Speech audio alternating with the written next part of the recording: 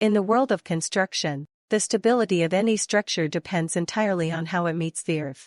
Today, we are exploring one of the most common and essential types of shallow foundations, the strip footing.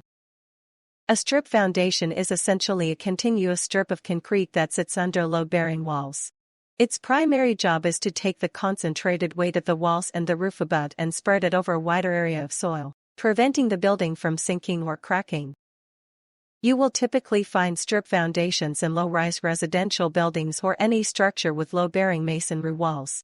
They are preferred in areas where the soil has a decent bearing capacity, meaning the ground is firm enough to support the house without needing deep piles. Let's start from the very bottom. Layer 1. Concrete blinding.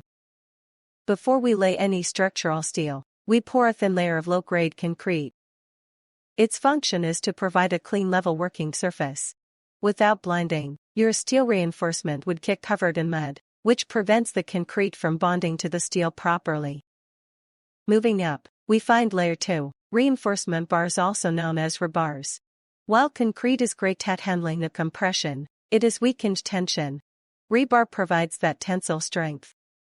In strip footings, we typically use high-tensile type T-ribbed bars. Sizes range from D8 to D12 depending on the engineer's specifications.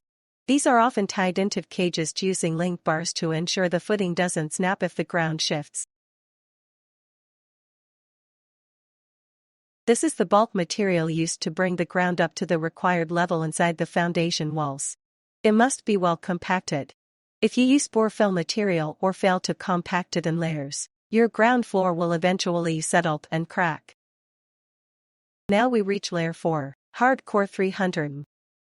This is usually a thick layer of broken stones, gravel, or crushed rocks. It creates a solid, incompressible base that distributes floor loads and, crucially, acts as a capillary break, that stops water from being sucked up from the soil into your floor. On top of the rough stones, we place Layer 5, Murram Blinding enrichment. Hardcore stones have sharp edges. If we laid a plastic waterproof membrane directly onto them, it would puncture immediately. More and more fine sand blinds those sharp edges, creating a smooth surface for the next critical layer. Moisture is the enemy of a house. To stop it, we use two specialized barriers. Layer 6 is the damp-proof membrane. This is a heavy-duty polythene sheet, usually 500 to 1000 gauge, that covers the entire floor area. It blocks liquid water and water vapor from rising into the concrete slab. Higher up, at the base of the wall, we have Layer 9, the damp-proof course. While the pump protects the floor, the DPS is a narrower strip that protects the walls. It prevents rising damp from traveling up through the brickwork, which would otherwise cause peeling paint and mold inside your home. Finally, we reach the surface. Layer 7 is the ground floor slab. This is the structural concrete floor you walk on. It transfers all the live loads of people and furniture down to the hard core. Inside that slab, we find Layer 8, BRC Mesh. BRC is a pre-welded steel fabric. Common types include a 142, a 193, or a 252. Unlike the heavy rebars in the footing, BRC mesh isn't necessarily there to hold up the house, it's there to control shrinkage as concrete dries. It wants to shrink and crack.